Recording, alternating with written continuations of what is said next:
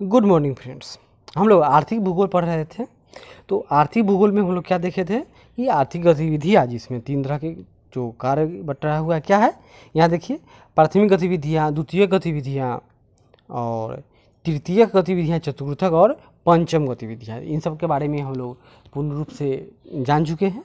अब उसके बाद में हम लोग प्राथमिक गतिविधियों की व्यवस्था को प्रभावित करने वाले स्थानीय कारक में जो भौतिक कारक हैं, इसके बारे में ही जानकारी प्राप्त कर चुके थे।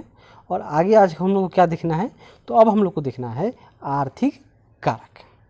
तो यहाँ देखिए, और आर्थिक कारक मतलब इकोनॉमिकल फैक्टर। इसमें क्या होगा, इन घटकों में बाजारों की निकटता, यातायात के साधनों की उन्नति और श्रमिकों की उपलब्धता, पूंजी और सरकारी नीति का स्थान मुख्य होता है। बाजार की निकटता, कोई क्षेत्र उपयोग के केंद्रों से कितनी दूरी है, यह बात भी खेती एवं खनन को प्रभावित करती है। साग सब्जियां, शीघ्र नष्ट होने वाले फल, मत्स्य उद्योग सामान्यतः घनी जनसंख्या के क्षेत्रों के निकट ही स्थापित किए जाते हैं। दूर होगा तो जाने में ही खराब हो जाएगा। लेकिन खाद्यान्न जैसे कि चावल और गेहूं की बात हो, या उद्योगों के लिए जैसे कच्चा माल दूर स्थित ग्रामीण क्षेत्रों में स्थापित किए जाते हैं। उदाहरण के लिए फ्रांस और ब्रिटेन क्षेत्र, इंग्लैंड के लिए सब्जियां और फ्लोरिडा का दक्षिण पूर्वी भाग संयुक्त राज्य अमेरिका के उत्तर पूर्वी नगरों के लिए सब्जियां और फल पैदा करते हैं। ग्रेट ब्रिटेन, जापान और इटली कपास की प्राप्ति भारत, पाकिस्तान और सूडान से करते हैं। उसी तरह कच्चा ऊन ऑस्ट्रेलिया, न्यूजीलैंड, अर्जेंटीना, उरुग्वे और पैराग्वे से प्राप्त किया जाता है, जहां भेड़ पालन के लिए उपयुक्त जलवायु संबंधी दशाएं उपलब्ध हैं। और यातायात के साधन, यह भी प्रमुख प्रभाव छोड़ता है। जैसे व्यापारिक ढंग से कृषि तभी संभव है जबकि कृषि उत्पादन क्षेत्रों का संबंध उपभोग के क्षेत्रों में हो। शीत भंडारों की प्रगति हो जाने से हजारों किलोमीटर दूर पैदा किए गए अंडे, दूध, मक्खन, सब्जियां, मांस, फल आदि शीघ्रता के साथ उपयोग केंद्रों को पहुंचाए जा सकते हैं। यातायात की प्रगति होने से ही क्षेत्र विशेषों में फसलों का विशिष्टीकरण संभव हो सका है। भूमध्य सागरीय प्रदेशों में रसदार तथा सूखे फल, ऑस्ट्रेलिया में मक्खन तथा दूध और कनाडा एवं संयुक्त राज्य अमेरिका में फलों का उत्पादन इसके प्रमुख उदाहरण हैं। वहीं श्रमिक पूर्ति, जहाँ लेबर होगा वह भी एक प्रमुख क्षेत्र है। जहाँ पर आबादी ही नहीं है वहाँ पर लेबर आधारित उद्योग धंधे कैसे स्थापित किए जाएंगे। वहाँ पर कृषि कार्य मशीन पर होगा, लेबर पर तो हो नहीं सकता है। जैसे देखिए, श्रमिक पूर्ति, कृषि करने के लिए पर्याप्त मात्रा में निपुण और सस्ते श्रमिकों की उपलब्धि आवश्यक है। श्रमिकों की अधिकता के कारण ही दक्षिण पूर्वी एशियाई देशों में चावल और चाय की खेती, दक्षिण पूर्व मतलब भारत, हिंद चीन के देश और चीन की बात हो रही है, चाय की खेती। ओशनिया के द्वीपों में गन्ना और नारियल की खेती की जाती है। जहाँ मानव श्रम अधिक महंगा होता है वहाँ क्या होगा, तो मानव के को छोड़कर अब यंत्रों के द्वारा खेती की जाने लगेगी। मुख्य रूप से कहाँ, तो रूस, कनाडा, ऑस्ट्रेलिया और संयुक्त राज्य अमेरिका में। और पूंजी की उपलब्धता, देखिए यहाँ पर पूंजी की उपलब्धि भी कृषि के लिए आवश्यक तत्व है। पूंजी से ही उत्तम बीज, खाद और वैज्ञानिक तरीकों से उपयोग संभव है। मशीनों का प्रयोग, सिंचाई के साधनों का विकास और उत्पादित वस्तुओं को बाजार तक लाने और उन्हें आवश्यकता पड़ने तक संग्रहों में एकत्रित करने के लिए भी पूंजी की ही आवश्यकता होगी। पूंजी होगा तब ना सड़क, मशीन, कोल्ड स्टोरेज आदि व्यवस्था किया जाएगा। पैसा ही नहीं होगा तो इससे कैसे होगा। राज्य की नीति, राज्य भी एक फैक्टर है। राज्य या तो चाहेगी कि कृषि का बढ़ावा देगी तो कहेगी खेत एक कर लो। अगर राज्य कृषि का दुश्मन है, किसान का दुश्मन है, तो क्या करेगा, वह उजुल फुजुल बातें करेगी, भाई हम सबको ज़मीन बांट देंगे 4-4 डिसमिल वाली बात, तो वहाँ पर उस तरह की क्रांति शुरू हो जाएगी। तो राज्य की नीति, किसी देश की सरकार की कृषि एवं खनन नीति भी कृषि क्षेत्र एवं खनन क्षेत्र को घटाने बढ़ाने में सहायक होती है। भारत सरकार के समक्ष इतनी बढ़ती जनसंख्या के लिए खाद्यान्न प्राप्त करने की समस्या के कारण पंचवर्षीय योजनाओं में कृषि को प्राथमिकता दी गई। श्री टेलर के अनुसार जब नई दुनिया के खाद्यान्नों ने यूरोपीय बाजार को पार किया तो विवश इंग्लैंड की सरकार को कृषि के स्थान पर उद्योगों को विकसित करने की नीति को अपनाना पड़ा। कैसे, क्योंकि उत्पादन इस क्षेत्र में इतना होने लगा कि वहाँ पर अब कोई अनाज की आवश्यकता ही न रही।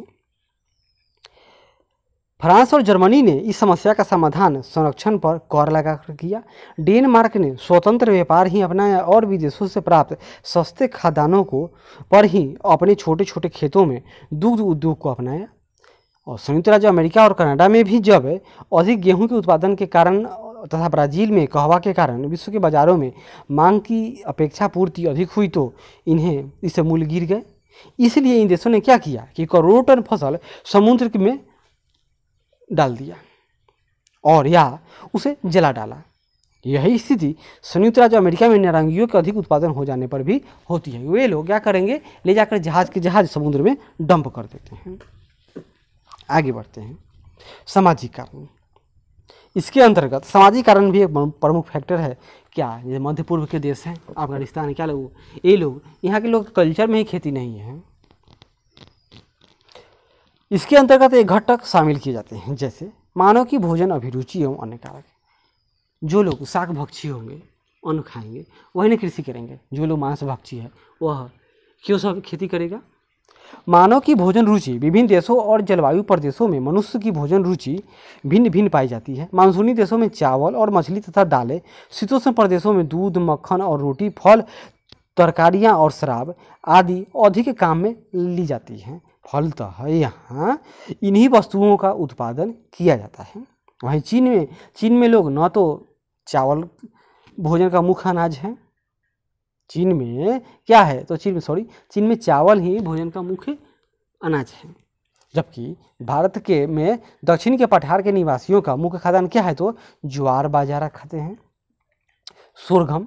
और उत्तरी भारत है यानी गंगा की प्लेन की बात हो रही है तो यहाँ पर गेहूँ मुख्य फसल है। फ्रांसीसी कृषक जहाँ भी भूमि मिल जाती थी वहाँ अन्य अनाजों की अपेक्षा गेहूं ही बोना पसंद करते थे। भूमध्य सागरीय प्रदेशों में अंगूरों की अधिकता के कारण ही लोग शराब पीने का रिवाज वहाँ पर प्रचलित हो गया और उनको देखकर पूरी दुनिया में जहाँ भी अंगूर न होता है वहाँ के लोग भी शराब पीना शौक और इज्जत का विषय मानते हैं। चीन तथा तिब्बत में बौद्ध धर्मावलंबी द्वारा मांस खाना वर्जित है, अतः वहाँ मछलियाँ अधिक खाई जाती हैं। और अन्य कारक में देख लेते हैं थोड़ा सा। आधुनिक कृषि और खनन प्रक्रियाओं को व्यापारिक चक्रों तथा युद्धों आदि का भय रहता है, अतः अन्य कारकों के अंतर्गत प्राथमिक क्रिया उतनी ही प्रभावित होती है जितनी कि भौतिक, आर्थिक और सामाजिक घटक से प्रभावित होती है।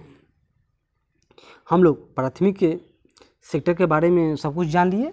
अब हम लोग चलते हैं आगे सेकेंडरी सेक्टर या सेकेंडरी एक्टिविटी की व्यवस्था को प्रभावित करने वाले स्थानीय कारक, जैसे द्वितीयक आर्थिक गतिविधियों के अंतर्गत वे व्यवसाय जिन्हें प्राथमिक व्यवसायों के द्वारा उपलब्ध पदार्थों का प्रसंस्करण करके विद्वान किया जाता है। विद्वान उन्हें अधिक विकसित खनन तथा विशेषीकृत कृषि को भी इसी में शामिल करते हैं। बहुत सारे विद्वान लौह अयस्क को पिग आयरन में बदलना, कपास से सूती वस्त्र, गन्ने से शक्कर का निर्माण द्वितीयक आर्थिक गतिविधियों का एक उदाहरण है। भवन निर्माण क्या है, ये सब सेकेंडरी एक्टिविटीज हैं। द्वितीयक आर्थिक गतिविधियों को प्रभावित करने वाले कुछ प्रमुख स्थानिक कारक, जैसे कि पहला मजदूर। श्रम उत्पादन का एक अनिवार्य तत्व है। कौन? श्रम, लेबर। किसी भी उद्योग में श्रमिकों की अनिवार्यता आवश्यक होती है। सभी उत्पादन कार्यों के लिए श्रमशील श्रमिकों की आवश्यकता होती है, परंतु उनकी संख्या भिन्न भिन्न उद्योगों में उद्योग की विशेषता, उत्पादन के पैमाने तथा श्रम एवं शक्ति के अनुपात के अनुसार अलग अलग होती है। यदि कोई विशेष क्षेत्र किसी विशेष उद्योग के लिए प्रख्यात है तो कारखाने उस स्थान के समीप ही स्थापित किए जाते हैं। जैसे लंकाशायर प्रदेश पीढ़ियों के कुशल बुनकरों के लिए प्रसिद्ध है, अतः वहाँ पर क्या हो गया तो सूती वस्त्र का विकास हो गया। अतः जब उद्योग को बड़े पैमाने पर चालू किया गया तो लंकाशायर क्षेत्र के चुनाव में वहाँ का कुशल श्रमिक सर्वाधिक प्रभावशाली तत्व रहा। गांधी जी भी गए थे तो लंकाशायर में वहाँ के मजदूरों से मिले थे। उचित जलवायु, उद्योगों की स्थापना को प्रभावित करने वाले तत्वों में उत्तम जलवायु भी एक प्रभावशाली अवस्था है, क्योंकि जलवायु पर मनुष्य का स्वास्थ्य निर्भर करता है। यह पृथ्वी है, ऐसा थोड़े है कि जो 0 डिग्री है जहाँ पर रोज़ बारिश होती है और चरम गर्मी रहती है, या जो पृथ्वी के दोनों ध्रुव है नॉर्थ और दक्षिण, इन दोनों पर खेती की जाए। यह इन दोनों पर उद्योग धंधा बैठा दिया जाए, क्योंकि मानव के रहने के लायक ही वहाँ का जलवायु नहीं है। अतः जलवायु का उचित होना आवश्यक है। कुछ उद्योगों को विशिष्ट प्रकार की जलवायु चाहिए, अतः ऐसे कारखाने उसी प्रकार की जलवायु में स्थापित किए जाते हैं। उदाहरण जैसे सूती वस्त्र उद्योग के लिए नम जलवायु अनुकूल है, क्योंकि जब नमी रहेगा तो जो धागे हैं यह टूटेगा नहीं, इसको हम लंबा भी खींच सकते हैं। लेकिन जहाँ पर नमी नहीं रहेगा क्या होगा, धागा ही टूट जाएगा बीच में से। अतः यह उद्योग भारत में अहमदाबाद, मुंबई, वडोदरा, सूरत आदि नम जलवायु के क्षेत्रों में स्थापित किए जाते हैं। दूसरा, पूंजी पैसा भी चाहिए। उत्पादन की क्रिया में पूंजी का बड़ा महत्व है। छोटे बड़े उद्योगों में पूंजी आवश्यक है। कच्ची सामग्री, श्रम शक्ति के साधन, बाजार, परिवहन के साधन आदि सभी की व्यवस्था तथा संचालन करने में पूंजी नितांत आवश्यक है, मस्ट है। पूंजी की मात्रा में उत्पादन के पैमाने के अनुसार अंतर मिलता है। तीसरा देखिए, शक्ति के साधन यानी ऊर्जा की बात हो रही है। जैसे आधुनिक युग में शक्ति के साधन का अत्यंत महत्व है। बड़े पैमाने के उद्योगों को चलाने में शक्ति के साधनों की बड़ी मात्रा में आवश्यकता पड़ती है।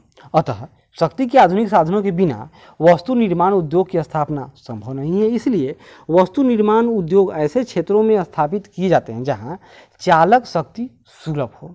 कोयला एक भारी पदार्थ है, अतः कोयला का प्रयोग शक्ति के रूप में करने वाले कारखाने प्रायः कोयला खदानों के समीप स्थापित किए जाते हैं। यही कारण है कि विश्व का अधिकांश औद्योगिक प्रदेश कोयला क्षेत्रों के निकट है। जैसे जमशेदपुर, बोकारो व दुर्गापुर के इस्पात उद्योग के कारखाने कोयला क्षेत्र के समीप ही स्थित है।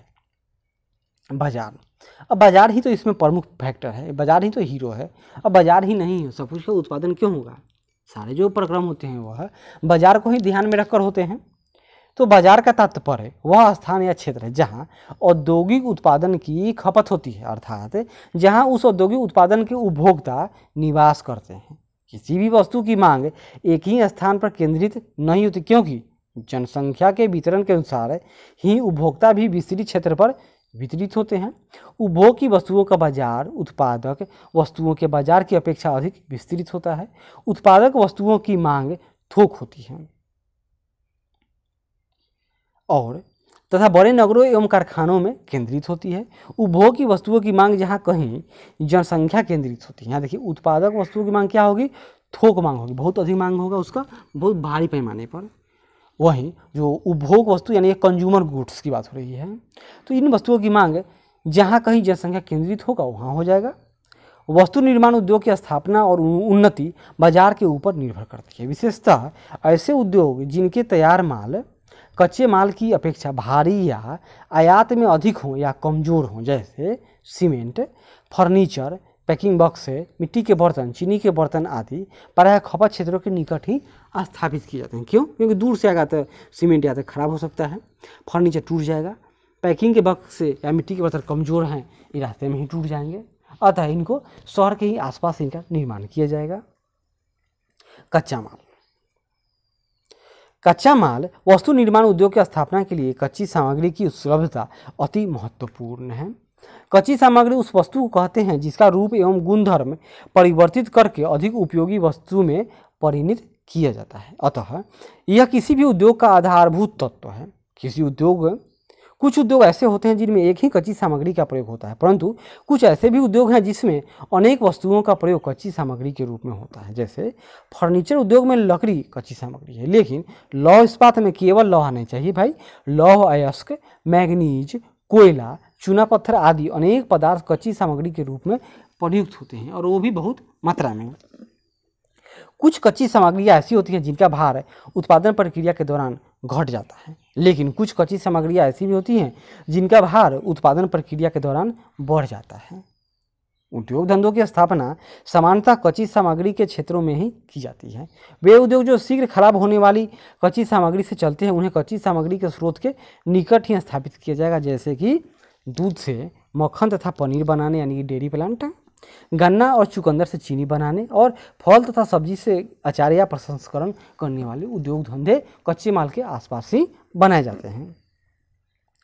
वस्तु निर्माण के उद्योग जैसे सूती वस्त्र को कच्ची सामग्री के स्रोत से दूर भी स्थापित किया जाता है। कैसा? क्योंकि यह फूट लूज उद्योग है, क्योंकि इसमें सामान घटता नहीं है। ब्रिटेन का लंकाशायर क्षेत्र मिस्र से कपास प्राप्त करता है। ऑस्ट्रेलिया पाकिस्तान का सूती वस्त्र उद्योग संयुक्त राज्य अमेरिका की कपास पर निर्भर करता है। कौन? तो ऑस्ट्रेलिया और पाकिस्तान का सूती वस्त्र उद्योग। क्यों? भारत क्यों नहीं मंगाता है? क्योंकि भारत से तो जानते हैं क्या होगा, यहाँ पर तो गोली का आदान प्रदान होता है। दूसरा है परिवहन। आधुनिक युग में परिवहन तथा उद्योग का घनिष्ठ संबंध है। उद्योगों की स्थापना में परिवहन के साधन महत्वपूर्ण भूमिका निभाते हैं। उद्योगों के लिए कच्ची सामग्री एवं अन्य आवश्यक वस्तुएं, श्रमिकों तथा उत्पादित वस्तुओं को बाजार तक पहुंचाने के लिए परिवहन के उपयुक्त साधनों का होना अनिवार्य है। परिवहन एवं उद्योग अन्योन्याश्रित होते हैं, यानी एक दूसरे पर आश्रित हैं। कभी तो कारखाने वहीं स्थापित होते हैं जहां परिवहन के साधन समुचित रूप में विद्यमान होते हैं, पर कभी कभी किसी कारखाने विशेष के लिए परिवहन मार्गों का निर्माण भी करना पड़ जाता है। और सरकारी सहायता, सरकार ही में की प्लेयर है। सरकार अगर सहायता नहीं करेगा तो कोई उद्योग धंधे का विकास ही नहीं होगा। कभी कभी कुछ उद्योगों को विशेष प्रोत्साहन देना पड़ता है। ऐसी दशा में वे उद्योग आसानी से स्थापित हो जाते हैं। ये सभी तत्व द्वितीयक आर्थिक गतिविधियों के विकास के लिए आवश्यक दशाएं उद्योग की स्थापना के समय इन पर विचार करना नितांत आवश्यक है। तभी तो ईज ऑफ डूइंग बिजनेस में इजाफा होता है। और भारत सरकार क्यों इतना मेहनत कर रही है कि ईज ऑफ डूइंग बिजनेस सुधर जाए, ताकि दुनिया को लगे कि भारत का जो सरकार है, भारत की सरकार है, यह उद्योग धंधों के लिए रहमदिल सरकार है। अब मुख्य देखिए यहाँ पर तीसरा, तृतीय गतिविधियों की व्यवस्था को प्रभावित करने वाले स्थानीय कारक। तृतीय गतिविधियों में उत्पादन और विनिमय दोनों को शामिल किया जाता है, यानी कि इसमें मैन्युफैक्चरिंग भी होगी और उनको बिक्री के लिए यानी कि उसका रेगुलेशन भी किया जाएगा। उत्पादन में सेवाओं की उपलब्धता शामिल होती है, जबकि विनिमय में व्यापार, परिवहन तथा संचार सुविधाओं को शामिल किया जाता है। बिजली मिस्त्री, टेक्नीशियन, धोबी, नाई, दुकानदार, चालक, कोषपाल, अध्यापक, डॉक्टर, वकील और प्रशासक आदि का कार्य तृतीय गतिविधियों के उदाहरण हैं, यानी टर्सरी सेक्टर के उदाहरण हैं। देखिए, डॉक्टर, वकील, कोषपाल और चालक, ड्राइवर, नाई, धोबी सब एक ही सेक्टर के आते हैं, सब टर्सरी सेक्टर के हैं। ये नहीं कहिएगा कि डॉक्टर बड़ा है और धोबी, नाई, दुकानदारी लोग छोटे हैं, नहीं, सब बराबर है। तृतीय आर्थिक गतिविधियों को प्रभावित करने वाले प्रमुख स्थानीय कारक, जैसे तृतीय गतिविधियां क्षेत्र सेवा क्षेत्र से संबंधित है। ये सेवा क्षेत्र है, सर्विस सेक्टर। जनशक्ति सेवा क्षेत्र का एक महत्वपूर्ण कारक है, क्योंकि अधिकांश तृतीय गतिविधियों का निष्पादन कुशल श्रमिक व्यावसायिक दृष्टि से विशेषज्ञ और परामर्शदाताओं द्वारा होता है। शिक्षा की उचित व्यवस्था से जनशक्ति की कुशलता में वृद्धि होती है। प्रशिक्षण की व्यवस्था द्वारा तृतीय गतिविधियों की निष्पादन में वृद्धि होगी। स्वास्थ्य की उपलब्धता श्रमिकों की कार्य क्षमता में वृद्धि करती है। जनसंख्या का आकार परिवहन एवं वस्तुओं की मांग को प्रभावित करता है। जनसंख्या का आकार जितना बड़ा होगा, परिवहन की मांग उतना ही अधिक होगी। प्रति व्यक्ति आय तृतीय क्रियाकलाप को प्रभावित करती है। आय अधिक होने पर सेवाओं की मांग क्या होगी? तो वह बढ़ जाती है, अधिक हो जाती है। आय कम तो सेवा की मांग कम। जैसे इस समय देखिए, कोरोना के समय क्या हो गया, पूरे देश में, पूरी दुनिया में व्यापार ठप हो गया है। चौथा, चतुर्थ गतिविधियों की व्यवस्था को प्रभावित करने वाले स्थानीय कारक, यानी कि चतुर्थ, मेरा कलम नहीं चल रहा है, एक मिनट। चतुर्थ गतिविधियों की व्यवस्था को प्रभावित करने वाले स्थानीय कारक, इसमें क्या आएगा? इस प्रकार की आर्थिक गतिविधियों में उच्च तथा विशिष्ट सेवाओं को शामिल किया जाता है, जो वस्तुओं के उत्पादन तथा उपभोग में काम आती है। हाँ, ये देखिए, इसमें क्या होगा? आर्थिक गतिविधि में उच्च और विशिष्ट सेवा, यानी यह क्लास आएगा। इनमें प्रबंधन, शोध, नियोजन, कानूनी सेवाएं आदि को शामिल किया जाता है, जो प्रत्यक्ष या परोक्ष चतुर्थ गतिविधियों की व्यवस्था को प्रभावित करते हैं। मतलब इसमें क्या होगा चौथे में, कि किसी कंपनी का जो बोर्ड के जो मेंबर है वो आएंगे, किसी इंस्टीट्यूशन का हेड, किसी कंपनी का मालिक, जो नीति निर्धारक हो, जैसे भारत में के जो बड़े बड़े अफसर, सब इसमें आते हैं। आगे देखिए, प्राकृतिक संसाधन, कोई पदार्थ या ऊर्जा जो पर्यावरण से प्राप्त हो तथा जिसका उपयोग जीवित चीज़ों द्वारा होता हो, जिसमें मानव भी सम्मिलित है, प्राकृतिक संसाधन कहलाता है। नेचुरल रिसोर्स है। संसाधनों पर किसी देश का विकास निर्भर करता है। विशाल भारत में बहुत से संसाधन पाए जाते हैं, इनके अनुकूलतम उपयोग से ही टिकाऊ विकास संभव है। इस प्रकार संसाधन वे स्रोत हैं जिन पर मानव समाज दीर्घावधि तक निर्भर रहता है। कुछ विद्वानों की परिभाषा सुन लीजिए, जैसे जिम्मरमैन, याद कीजिए जी, क्या नाम है इनका, जिम्मरमैन।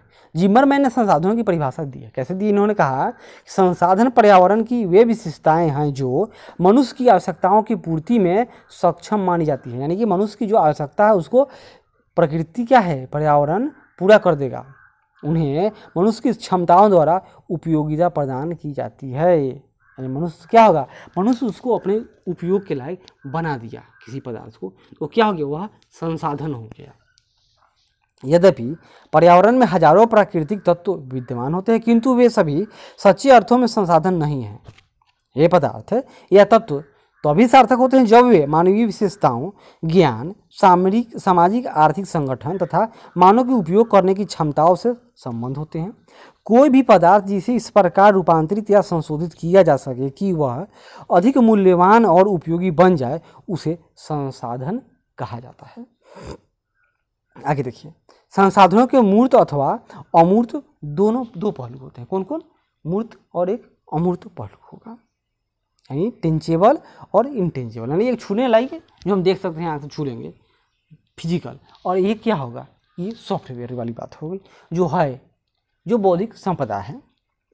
प्राकृतिक संसाधनों जैसे मूर्त तत्वों के अतिरिक्त सामाजिक राजनीतिक संगठन, स्वतंत्रता, समानता, विवेकपूर्ण नीतियाँ जैसी अमूर्त तत्व भी संसाधनों की श्रेणी में आते हैं, क्योंकि ये मानव की आवश्यकताओं तथा महत्वाकांक्षाओं की पूर्ति करते हैं और उसके विकास में योगदान देते हैं। जिम्मरमैन ने संसाधन की परिभाषा में 3 पहलुओं पर बल दिया है। पहला, वह वस्तु जिस पर मानव निर्भर है। दूसरा, वह वस्तु जिससे मानव की आवश्यकताओं की पूर्ति हो। तीसरा, मानव की अवसर का लाभ उठाने की शारीरिक और बौद्धिक क्षमता। यानी जिम्मरमैन ने क्या कहा कि संसाधन की परिभाषा के 3 पहलू दिए थे। एक नहीं, पहला जिस पर मानव निर्भर है, आश्रित है। दूसरा, जिससे मानव की आवश्यकताओं की पूर्ति हो रहा हो। और तीसरा, मानव की अवसर का लाभ उठाने की शारीरिक और बौद्धिक क्षमता हो। शारीरिक और बौद्धिक क्षमता ही न होगा तो क्या होगा, भारत में तो सारा फायदा चीन उठा ले जाएगा। जिम्मरमैन के अनुसार संसाधन होते नहीं हैं, इसको बनाया जाता है। पीच एवं जेम्स ने भी कहा है कि संसाधन मूल्यांकनकर्ता के बाहर ही नहीं, भीतर भी विद्यमान होते हैं। इस प्रकार कोई भी वस्तु जो मानव की आवश्यकता की पूर्ति का कार्य करती है, संसाधन बन जाती है। जैसे कोयला अपनी आकृति, रंग, गठन के कारण संसाधन नहीं होता, अपितु ऊर्जा देने के कारण संसाधन बनता है। प्राचीन काल में जब तक मनुष्य को भूमि में दबे हुए विशाल खनिज भंडारों का ज्ञान नहीं था, तब तक उन्हें प्रयोग करने की क्षमता उपलब्ध नहीं थी, तब तक वे खनिज संसाधन नहीं थे। किंतु आज इन खनिजों को संसाधन कहा जाता है, क्योंकि वे मानव की आवश्यकताओं की पूर्ति करते हैं। इस प्रकार संसाधनों का कार्यात्मक पहलू महत्वपूर्ण है। कोई वस्तु एक स्थान पर तो संसाधन के रूप में कार्य कर सकती है, किंतु दूसरे स्थान पर वह उदासीन तत्व हो सकती है। जैसे उदाहरण के लिए अमेरिका में नियाग्रा नदी पर बने विशाल नियाग्रा जलप्रपातों और अफ्रीका में कांगो नदी पर निर्मित स्टेनले जलप्रपात की जल शक्ति विश्व विभव की तुलना करने पर यह पता चलता है कि जहां नियाग्रा प्रपात की जल शक्ति क्षमता का प्रयोग न्यू इंग्लैंड राज्य के कागज तथा सूती वस्त्र निर्माण के अनेक उद्योगों में किया जाता है, अतः अमेरिका में नियाग्रा प्रपात क्या है, तो एक निश्चित रूप में एक संसाधन है। वहीं हम लोग जानते हैं कि कांगो नदी के स्टेनले जलप्रपात, जिसमें 10 से 15 मिलियन हॉर्स पावर विद्युत उत्पादन करने की क्षमता है, या कहें कि पूरी दुनिया का 13% से अधिक अकेले विद्युत उत्पादन करने की क्षमता है, या पूरे अफ्रीका को यह लगातार निर्बाध रूप से बिजली की आपूर्ति कर सकता है, वह स्टेनले प्रपात, इतना उसमें क्षमता है। लेकिन यह भी सिद्धांत है।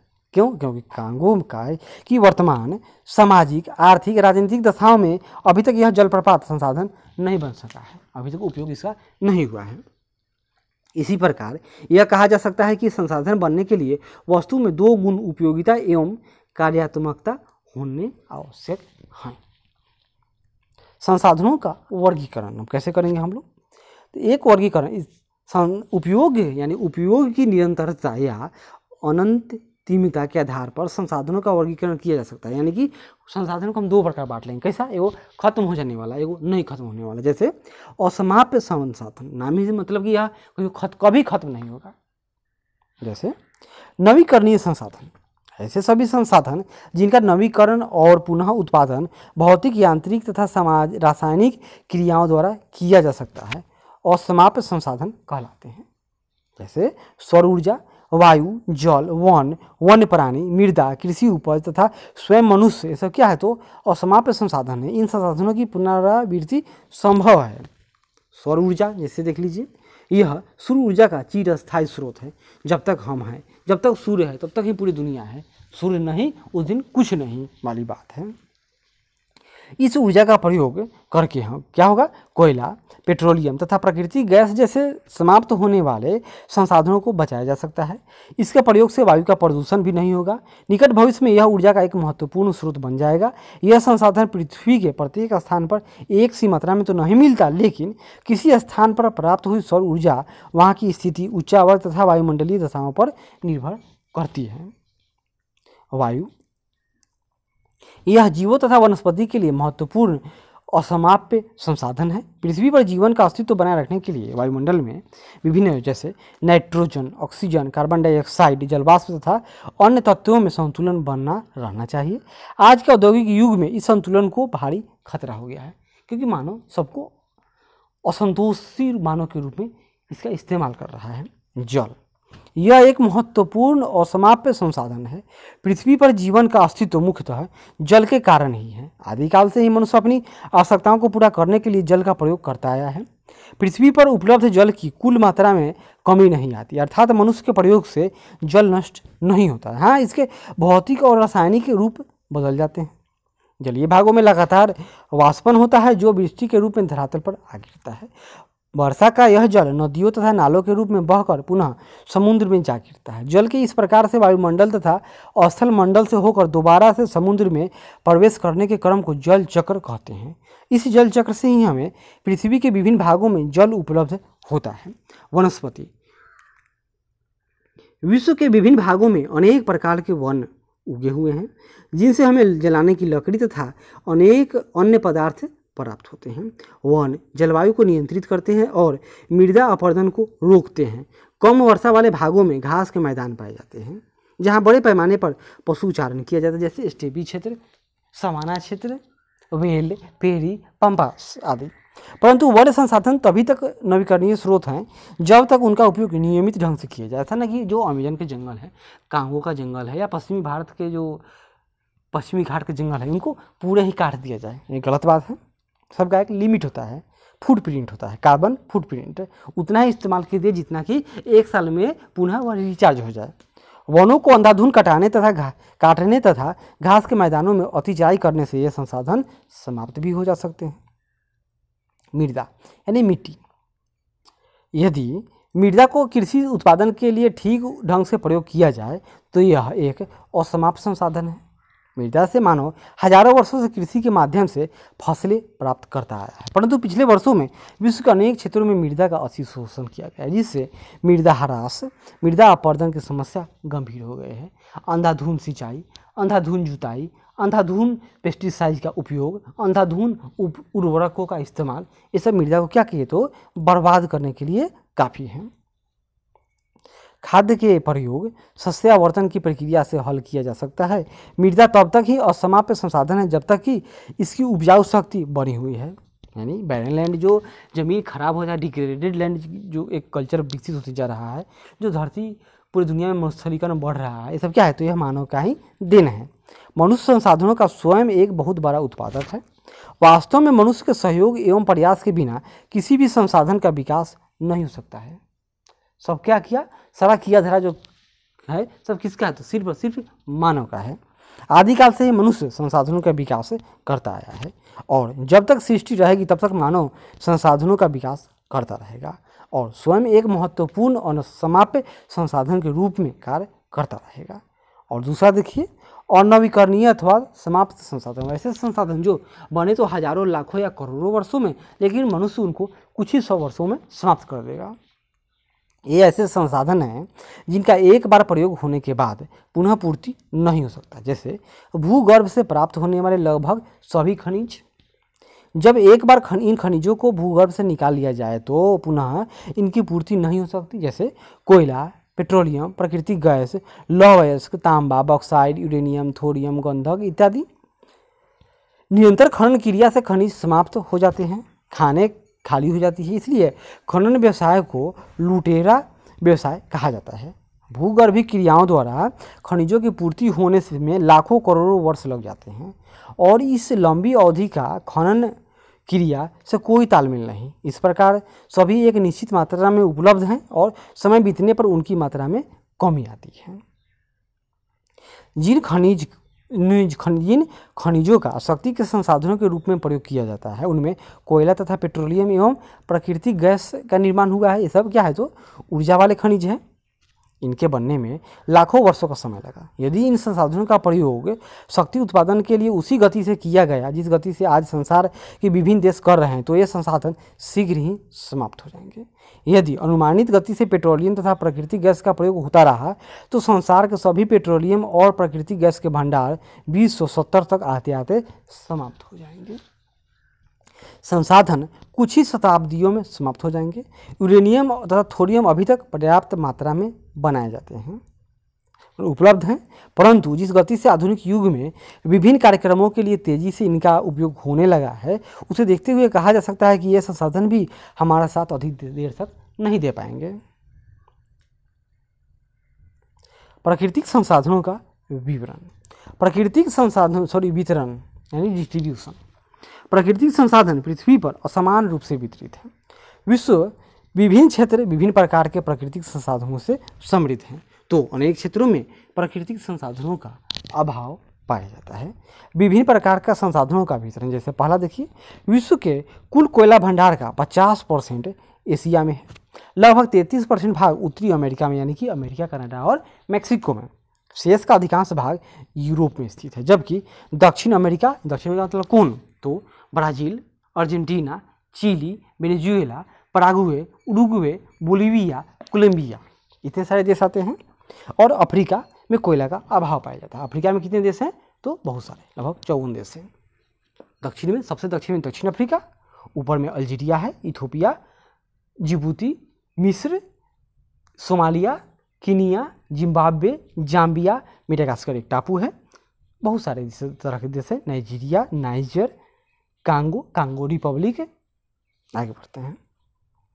विश्व के कुल पेट्रोलियम भंडार लगभग 60% कहाँ है तो पश्चिमी एशिया या मध्य पूर्व के खाड़ी तटीय प्रदेशों में पाए जाते हैं। कितना तो 60%। कहाँ तो ये खाड़ी देश कौन कौन आएंगे इसमें, Iran, Iraq, Saudi Arab, Qatar, UAE, Oman, Kuwait, Bahrain, बस इतने ही सारे देश हैं जिसमें 60% से अधिक पूरी दुनिया के कच्चा तेल संग्रह है। चीन, इसके बाद चीन, इंडोनेशिया, म्यांमार और भारत में भी पेट्रोलियम के छोटे छोटे भंडार पाए जाते हैं। विश्व के कुल प्राकृतिक गैस के भंडारों में 40% अकेले कहाँ तो संयुक्त राज्य अमेरिका में, 23% मध्य पूर्व यानी मिडिल ईस्ट वाले खाड़ी देशों में, 11% सोवियत संघ में, पूर्व सोवियत संघ यानी कि रूस प्लस उसके जो देश टूट गए जैसे कौन कौन तो Kazakhstan, Uzbekistan, Turkmenistan, Tajikistan, Ukraine, Armenia, Azerbaijan, फिर लाटविया, लिथुआनिया, बेलारूस और कोई छूटा है क्या, छूटा तो कमेंट कीजिएगा, कभी कोई देखिएगा तो। भंडार का अधिकांश भाग कनाडा, यूरोप तथा वेनेजुएला में है। मेक्सिको, दक्षिण अमेरिका, पाकिस्तान, चीन, इंडोनेशिया, भारत, बांग्लादेश एवं ऑस्ट्रेलिया में लघु भंडार पाए जाते हैं। विषुवत रेखा के 15 डिग्री अक्षांश के मध्य स्थित अफ्रीका में विश्व के कुल विभव जल शक्ति का 40% विद्यमान है। जल शक्ति मतलब क्या, पानी। और पानी कहाँ मिलेगा तो जहाँ पर अत्यधिक वर्षा होगा। तो डेली वर्षा कहाँ होगा, विषुवत रेखा पर। डेली हम लोग जानते हैं कि वहाँ पर रोज वर्षा होती है। यही कारण है कि विश्व के जो विषुवत रेखा के जो क्षेत्र हैं 15 डिग्री अक्षांश यानी कि मान लेते हैं लगभग 6 से 7 डिग्री नॉर्थ से लेकर 7 डिग्री साउथ की बात हो रही, इस क्षेत्र में ही दुनिया में सबसे अधिक जल शक्ति का क्षेत्र पाया जाता है। जबकि उत्तरी अफ्रीका तथा दक्षिण पश्चिमी अफ्रीका के मरुस्थलीय प्रदेश यानी उत्तरी अफ्रीका मतलब सहारा, दक्षिण पश्चिमी अफ्रीका मतलब कौन होगा तो कालाहारी मरुस्थल के प्रदेशों में जल शक्ति बहुत कम मात्रा में उपलब्ध है। सभी महाद्वीपों में थोड़ा बहुत लौह अयस्क का भंडार पाया जाता है। विश्व के कुल लौह अयस्क के भंडारों का 90% मात्र 10 देशों में, कौन कौन तो पूर्व सोवियत संघ, Bharat, Brazil, USA, France, Canada, चीन, स्वीडन, वेनेजुएला और ऑस्ट्रेलिया में पाया जाता है। इसी तरह जॉर्जिया, यूक्रेन, रूस, तजाकिस्तान, कजाकिस्तान में मैंगनीज का विशाल भंडार है। और इसके अतिरिक्त चीन, भारत, ब्राज़ील, घाना और दक्षिण अफ्रीका में भी मैंगनीज का भंडार पाया जाता है। तांबा का भंडार कहाँ मिलेगा? तो तांबा भी सभी महाद्वीपों जैसे दक्षिण अमेरिका मुख्य रूप से, दक्षिण अफ्रीका में कहाँ? तो तांबा चिली में मिलता है। उत्तरी अमेरिका में कहाँ? तो मैक्सिको में और कुछ तो सिल्वर यानी चांदी भी मिलता है। एशिया, यूरोप एवं अफ्रीका में पाया जाता है। इसका उत्खनन लगभग 40 देशों में किया जाता है। बॉक्साइट का भंडार लगभग सभी महाद्वीपों में पाया जाता है। बॉक्साइट से क्या निकलता है? अल्युमिनियम से क्या बनता है? अल्युमिनियम। लेकिन ऑस्ट्रेलिया महाद्वीप में बॉक्साइट का भंडार सबसे अधिक है। विश्व में अब्रक का सबसे अधिक भंडार भारत में पाया जाता है। इसके अतिरिक्त रूस यानी पूर्व सोवियत संघ, ब्राज़ील, कनाडा, दक्षिण पूर्व अफ्रीका तथा संयुक्त राज्य अमेरिका में भी अब्रक के भंडार पाए जाते हैं। अब आगे हम लोग देखेंगे प्राकृतिक संसाधन एवं कुछ संबंधित समस्याएं भी उपलब्ध हैं इससे। जैसे प्राकृतिक संसाधनों की अत्यधिक आर्थिक दोहन से संसाधनों की उपलब्धता की समस्या के साथ ही संसाधनों के मात्रात्मक एवं गुणात्मक ह्रास की समस्या भी उत्पन्न हो गई है। इससे संबंधित समस्याएं निम्नलिखित है। जैसे पहला, भूमि संसाधन का अवनयन एवं कृषि उत्पादों में कमी हो गया। दूसरा, जैसे भूमि संसाधन का क्या होगा? जो यहाँ पर मान लेते हैं कोयला है, तो ऊपर का जो क्षेत्र था पहले कृषि क्षेत्र था, बाद में कंपनियां आई और इस क्षेत्र में ऊपर का मिट्टी को खोद कर अलग कर दी और यहाँ पर कोयला निकाल कर ले गई, तो क्या हुआ? कृषि क्षेत्र बर्बाद हो गया। और बाद में जब कोयला ऐसे निकल कर चला जाएगा तो क्या क्षेत्र इस तरह का यह घाटी नुमा एक क्षेत्र बन जाएगा। जल संसाधनों की उपलब्धता में कमी की समस्या का सामना करना पड़ रहा है, क्योंकि जब खनिज का निष्कर्षण होता है तो उसमें जल का उपयोग भारी मात्रा में किया जाता है। अधिक खाद्यान्न उत्पादन के लिए भूमि की उत्पादकता में वृद्धि एवं सिंचित क्षेत्रों में विस्तार की आवश्यकता है। लेकिन दूसरी ओर सिंचित भूमि में जल पलावन तथा लवणीयता की समस्या से उर्वर भूमि कम हो गई है। जल पलावन की समस्या कहाँ है? तो जैसे पंजाब, हरियाणा, पश्चिमी उत्तर प्रदेश या जो गंगानगर राजस्थान का क्षेत्र जहाँ पर इंदिरा गांधी नहर से जो सिंचाई परियोजना है उसमें लोगों ने अंधाधुंध सिंचाई किया, जिससे क्या हो गया? अत्यधिक जल के कारण वह क्षेत्र रेह हो गया, खराब हो गया। वहीं एक दूसरी घटना है, दूसरा नाम है लवणीयता। मतलब क्या होगा? इसमें है वो ऐसे क्षेत्र जो समुद्र तट के इलाके के क्षेत्र हैं, वहाँ पर पहले नीचे ग्राउंड वाटर में मीठा पानी था, लेकिन सिंचाई के कारण वह पानी खत्म हो गया और जो समुद्र का खारा पानी था उस क्षेत्र में आ गया, जिससे वहाँ का मिट्टी क्या हो गया? तो लवणीयता का शिकार हो गया। ईंधन आपूर्ति के प्रयासों का प्रभाव खाद्य आपूर्ति पर भी पड़ता है। संसाधनों की उपलब्धता बढ़ाना ही दूसरे रूप में संसाधन संकट का रूप ले रही है। विभिन्न सिंचाई परियोजनाओं के विकास के लिए भी बड़े पैमाने पर वनावरण की कमी की गई है, जिससे वनों की उपलब्धता की समस्या उत्पन्न हो गई है। वन, जल, खनिज, खाद्य, ऊर्जा तथा भूमि संसाधनों के विभिन्न आर्थिक उद्देश्यों की प्राप्ति के लिए अतिदोहन किया गया है। परिणाम स्वरूप इनकी उपलब्धता में कमी आई तथा इस कमी ने समस्या का रूप ले लिया है। अब इतना हो गया। अब क्या देखेंगे हम लोग? इस प्राकृतिक जो संसाधन है इसका मैनेजमेंट यानी डैमेज कंट्रोल यानी कैसे किया जाए, मैनेजमेंट कैसे किया जाए। जैसे यदि प्राकृतिक संसाधनों का अंधाधुंध दोहन इसी प्रकार जारी रहा तो मानव की प्रगति तथा उसके जीवन स्तर को बनाए रखना संभव नहीं होगा। जैसा कि पहले बताया गया है, संसाधन संरक्षण का अर्थ दीर्घकाल तक उत्पादन जारी रहने के लिए उनका विवेकपूर्ण प्रयोग करना है। इसके लिए प्राकृतिक नियोजन सबसे आवश्यक होता है। संसाधनों के नियोजन के लिए निम्नलिखित बिंदु विचारणीय हैं। जैसे किसी क्षेत्र, प्रदेश या देश को प्राथमिक इकाई मानकर उसके संसाधन आधार का आकलन करना आवश्यक है। इस उद्देश्य से सभी प्रमाणित तथा संभावित संसाधनों की मात्रा, गुणवत्ता तथा विशेषताओं का मूल्यांकन करना चाहिए। ऐसा नहीं कि पता चले कि है मेरे पास 1 ट्रिलियन क्षमता और काम करने चल दिए 10 ट्रिलियन का, तो क्या होगा? निश्चित मात्रा में उपलब्ध संसाधनों या चयनशील एवं अनवीकरणीय संसाधनों का दोहन वैज्ञानिक विधि से केवल अनिवार्य उद्देश्यों के लिए ही किया जाना चाहिए। संसाधनों को इस प्रकार विकसित करने का प्रयास करना चाहिए जिससे उनकी उत्पादकता में वृद्धि हो। वर्तमान समय में कम उपयोगी माने जाने वाले संसाधनों को व्यर्थ नहीं करना चाहिए, क्योंकि भविष्य में अगर प्रौद्योगिकी का विकास होगा तो अभी मानव के लिए उपयोगी साबित हो जाएगा। सीमित मात्रा में उपलब्ध विरल संसाधनों की उपलब्धता बनाए रखने के लिए उनके प्रतिस्थापन यानी विकल्प ढूंढना आवश्यक है। जैसे जैसे जनसंख्या की वृद्धि से आर्थिक आवश्यकताएं बढ़ रही है, वैसे वैसे वैज्ञानिक तथा प्राविधिक विकास से वैकल्पिक संसाधनों की खोज हो रही है। सभी संसाधनों के स्टॉक की वार्षिक वस्तु सूची बनानी चाहिए, जिससे जनसंख्या तथा संसाधनों के बदलते हुए तथा गत्यात्मक संबंध को समझा जा सके। संसाधन का संतुलित तथा बहुउद्देशीय उपयोग किया जाना चाहिए, जिससे न्यूनतम उत्पादन से अधिकतम लाभ प्राप्त हो सके। संसाधन संतुलित रूप से वितरित नहीं है, इसलिए कुछ क्षेत्रों में उनका अतिदोहन किया जा रहा है। इससे जीवन स्तर में असंतुलन पैदा होता है, जो समाज में संतोष का कारण बनता है। संतुलित प्रादेशिक विकास के लिए संसाधनों का संतुलित प्रयोग करना आवश्यक है। किसी देश के प्राकृतिक संसाधनों के संरक्षण के नियोजन के लिए यह आवश्यक है कि उसके नागरिक प्रशिक्षित हों तथा संसाधनों के विवेकपूर्ण उपयोग में शिक्षित हों। उनके बौद्धिक काल के लिए उन्हें सभी सुविधाएं उपलब्ध करानी चाहिए ताकि उनका बौद्धिक विकास हो। संसाधनों के संरक्षण के लिए प्रभावी कानून बनाने चाहिए तथा उन कानूनों के लागू करने तथा पालन को सुनिश्चित करना चाहिए। आगे देखिए, अब ऊर्जा संकट, यह क्या चीज़ है? तो ऊर्जा क्या है? तो यह आर्थिक विकास का आधार है। ऊर्जा मतलब क्या? जो थर्मल पावर प्लांट है या जो कोई फैक्ट्री है, जैसे बिजली का उत्पादन, बिजली क्या ऊर्जा है, और इसको उत्पादन करने के लिए जो प्राइमरी तत्व है वह क्या, उसके स्रोत हैं।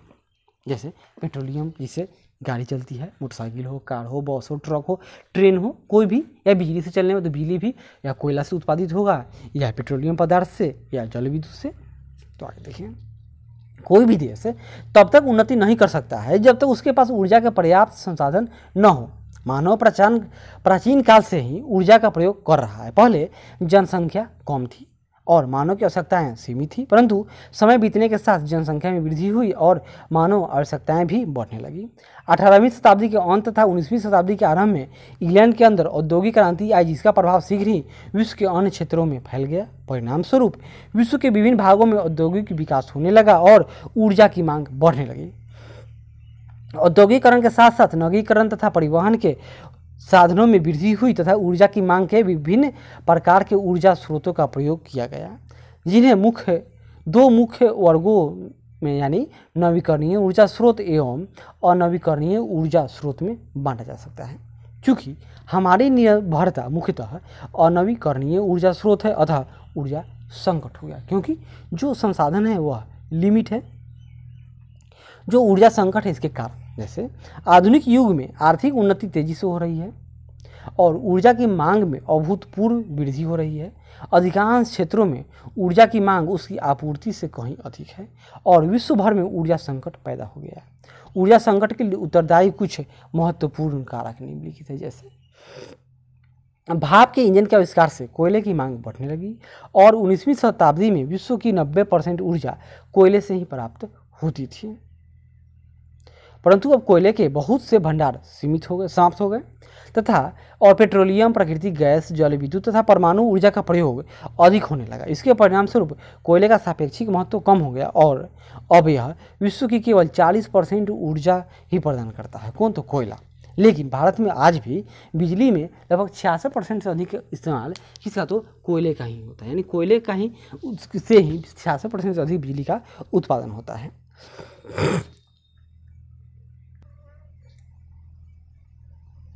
जिन क्षेत्रों में कोयले का बड़े पैमाने पर प्रयोग हुआ है वहाँ पर कोयले के भंडार लगभग समाप्त हो गए या समाप्त होने वाले हैं। जैसे इसमें संयुक्त राज्य अमेरिका का अल्पेशियन क्षेत्र, ग्रेटर ब्रिटेन के अधिकांश कोयला क्षेत्र, यूरोपीय महाद्वीप का रूर सार से सेक्सोनी क्षेत्र, Donets basin, Kuznets basin, Karaganda basin, Pechora basin, चीन व भारत के कुछ क्षेत्र, जापान के अधिकांश क्षेत्र आदि शामिल हैं। अतः आज के विश्व में कोयले की मांग इसकी आपूर्ति से कहीं अधिक है और कोयले की ऊर्जा का संकट पैदा हो गया। तभी तो भारत जो दुनिया में कोयला का 5वां सबसे बड़ा भंडार रखे हुए हैं। उत्पादन यहाँ पर 700 से 800 मिलियन टन होता है, लेकिन फिर भी 150 से 200 मिलियन टन कोयला का आयात करना पड़ता है। कोयला का प्रयोग बढ़ता गया तो विश्व के समस्त कोयला भंडार आने वाले 100 वर्षों के अंदर ही समाप्त हो जाएंगे। दूसरा देखिए, पेट्रोलियम का उपयोग तब शुरू हुआ जब 1859 ईस्वी में संयुक्त राज्य अमेरिका के टिटस्विले, याद कीजिए टिटस्विले में तेल का उत्पादन शुरू हुआ था। शीघ्र ही अल्पेशियन तथा संयुक्त राज्य अमेरिका के अन्य क्षेत्रों में तेल का उत्पादन आरंभ हो गया। ऊर्जा के स्रोत में तेल का महत्व बढ़ गया। अब इस देश के बहुत से तेल भंडार प्रयोग किए जा चुके थे। 20वीं शताब्दी के प्रारंभिक चरण में मध्य पूर्व में तेल के भंडारों की खोज हुई और प्रथम विश्व युद्ध के बाद यह विश्व का सबसे महत्वपूर्ण उत्पादक क्षेत्र बन गया। और अब राष्ट्रों के हाथ में खनिज तेल एक आश्चर्यजनक भू राजनीति हथियार हो गया, जिसके द्वारा वे शक्ति प्रदर्शन करते हैं। वे देश स्वेच्छा से तेल के उत्पादन में कमी या वृद्धि करके तेल की कीमतें निश्चित करते हैं और विश्व की अर्थव्यवस्था को प्रभावित करते हैं। तेल की आपूर्ति के संदर्भ में संयुक्त राज्य अमेरिका जैसे शक्तिशाली देश को भी इन देशों के आगे झुकना पड़ता है। वे किसी एक के साथ मिलकर या किसी एक को पीटते रहते हैं। ये देश किसी भी देश को तेल बेचना बंद करके उस देश के लिए ऊर्जा संकट पैदा कर देते हैं, जैसा कि इन्होंने 1973 में किया था, जिसमें Canada, America, Japan, England, Italy, Germany आदि देशों को इन्होंने, फिर न्यूजीलैंड, ऑस्ट्रेलिया और कोई देश था ब्राज़ील, इन लोगों को इन्होंने तेल बेचना बंद कर दिया था। वर्ष 1973 में पेट्रोलियम निर्यातक देशों का संगठन ने तेल का मूल्य 51.5 प्रति डॉलर से बढ़ाकर $57 प्रति बैरल कर दिया था। लेकिन अभी तो तेल का हाल बहुत ख़राब है। अभी तेल का प्राइस ग्रोथ में चला गया है, लगभग $20 प्रति बैरल है। इसका कारण यह हुआ कि अन्य वस्तुओं के दाम बढ़ गए और सीमित भंडारों के समाप्त होने तक ये देश अधिकतम लाभ कमाना चाहते हैं। इससे विश्व के अनेक देशों में ऊर्जा संकट पैदा हो गया। भारत जैसे विकासशील देशों को कुल आयात का लगभग 3/4 क्या, लगभग 80% का, उससे भी अधिक 85% तक धन तेल के आयात पर ही खर्च करना पड़ता है। और भारत में जो तेल आयात होता है वह भारत 80% से अधिक तेल आयात ही करता है और सबसे बड़ा मत जो पैसा खर्चा होता है वो तेल के आयात में ही चला जाता है। वर्ष 1981 में तेल की कीमतें जहां $20 प्रति बैरल थी परंतु उससे पहले ये $34 पहुंच चुकी थी। 1991 में फिर तेल की कीमतें बढ़ गई और जुलाई 2008 में तेल की कीमतें अपनी चरम सीमा यानी $147 प्रति बैरल तक पहुंच गई थी। इससे विश्व भर में ऊर्जा संकट जनित आर्थिक संकट पैदा हो गया था, क्योंकि बहुत से विकासशील देशों के पास महंगा तेल खरीदने के लिए पर्याप्त विदेशी मुद्रा नहीं थे। इससे तेल की बिक्री में कमी आ गई और उत्पादक देशों के पास बिक्री युक्त तेल के भंडार जमा हो गए और तेल की कीमतें 2009 में $37 प्रति बैरल तक गिर गया। आगे देखिए, उपयुक्त विवरण से क्या स्पष्ट होता है? उससे यही स्पष्ट होता है कि विश्व में तेल की आपूर्ति तथा उसकी कीमतों में परिवर्तन आने से ऊर्जा संकट पैदा होता रहता है। वैसे भी ऊर्जा की बढ़ती मांग तथा सीमित आपूर्ति के कारण विश्व में ऊर्जा संकट भयानक रूप धारण कर गया है। अनुमान है कि विश्व में ऊर्जा की मांग तथा आपूर्ति में लगभग 15% का अंतर है। कितना? 15% का। कुछ देशों की मांग इतनी अधिक हो गई है कि वहां पर उपलब्ध ऊर्जा संसाधन मांग का आधा भाग भी नहीं है। भारत में ऊर्जा की मांग इसकी आपूर्ति से लगभग 14% अधिक है। देश के विकसित और विकासशील देशों में विश्व के विकसित एवं विकासशील देशों में ऊर्जा संकट, जैसे विश्व स्तर पर प्रति वर्ष ऊर्जा की खपत में लगभग 3 गुना वृद्धि के फलस्वरूप ऊर्जा संकट आज के युग की वास्तविकता है। संसार भर में ऊर्जा के गैर परंपरागत साधनों को विकसित राष्ट्र जैसे जापान, अमेरिका, रूस, इंग्लैंड, फ्रांस एवं इजरायल आदि विकल्प के रूप में द्रुत गति से अपना रहे हैं। ऊर्जा विकल्प की यह विश्वव्यापी चर्चा एवं उपायोजन निरर्थक नहीं है। आगे बढ़ते हैं। ऊर्जा के वर्तमान साधन सीमित हैं। विश्व में 4,86,65,000 टन कोयला भंडार है। गैस भंडार तो केवल 41,000 मेगाटन ही है। 4-6 दशकों से ज़्यादा ये संसाधन हमारे साथ देने वाले नहीं हैं, अत्यंत खर्चीले भी हैं, पर्यावरण को तो बिगाड़ ही चुके हैं और दूर दराज के क्षेत्रों में उपलब्ध भी नहीं हो पाते हैं। अतः घरेलू ईंधन हेतु गैर पारंपरिक साधनों का उपयोग ही एकमात्र विकल्प है। वर्ष 1973 में ऊर्जा उपलब्धता की दृष्टि से एक बहुत गहरा संकट तब उत्पन्न हो गया जब अरब देशों ने पेट्रोल का राष्ट्रीयकरण कर दिया। पेट्रोल निर्यातक देशों के संगठन ओपेक, इसका मुख्यालय कहाँ है? तो अल्जीरिया नहीं, सॉरी, ऑस्ट्रिया की राजधानी कहाँ, तो वियना में है ने। और वियना ऑस्ट्रिया क्या है, तो यह ओपेक देशों का संघ का सदस्य नहीं है, ने पेट्रोल की कीमतें बढ़ाने का निर्णय किया था। विकासशील एवं विकसित देशों में ऊर्जा संकट की स्थिति, यह क्या है, देखिए ऊर्जा संकट का सबसे अधिक प्रभाव उन विकसित देशों पर ही पड़ा जो पेट्रोल का आयात करते हैं। प्रत्यक्षतः अब इनकी विदेशी मुद्रा जो प्रायः अंतर्राष्ट्रीय स्रोतों से भारी कर्ज लेने से उपलब्ध होती है, का अधिकांश पेट्रोल की कीमत चुकाने में ही लग जाता है। उदाहरण के लिए भारत में वर्ष 1976 से 90 में कुल आयात का लगभग 1/3 केवल पेट्रोलियम आयात पर ही खर्च हो गया। इसके अतिरिक्त विकासशील देश जिन निर्मित वस्तुओं का जैसे उर्वरक, रासायनिक पदार्थ, मशीनें आदि विकसित देशों से आयात करते हैं, वे भी तो उन्हें पहले की अपेक्षा महंगी पड़ती है, क्योंकि निर्यातक देशों में ऊर्जा की बढ़ती कीमत के चलते इनकी लागत बढ़ गई। दूसरी ओर विकसित देश जो प्रधानतः निर्मित वस्तुओं का आयात करते हैं, ऊर्जा की बढ़ती हुई मांग को अपनी वस्तुओं की कीमत में वृद्धि करके आयातक देशों में, जिनमें पेट्रोल निर्यातक देश शामिल हैं, से वसूल लेते हैं। इस प्रकार ऊर्जा संकट वस्तुतः ऊर्जा के पारस्परिक स्रोत की कीमतों में अत्यधिक वृद्धि की ही देन है। विकासशील देशों में अधिकांश जनसंख्या ग्रामीण क्षेत्रों में निवास करती है। इन क्षेत्रों में व्यापारिक ऊर्जा की अपेक्षा जैविक ऊर्जा, विशेषकर लकड़ी का ईंधन के रूप में ही उपयोग होता है। उदाहरण के लिए अफ्रीका में कुल ऊर्जा उपयोग 59% केवल जलावन की लकड़ी से प्राप्त होता है। नेपाल में तो यह 86% ऊर्जा जलावन की लकड़ी पर ही आश्रित है। बढ़ती जनसंख्या एवं अन्य कारणों से लकड़ी की मांग वृद्धि के कारण इन देशों में बड़े पैमाने पर वनों का कटाव हुआ है, जिससे वह ऊर्जा स्रोत भी अति छिन्न हो गया है।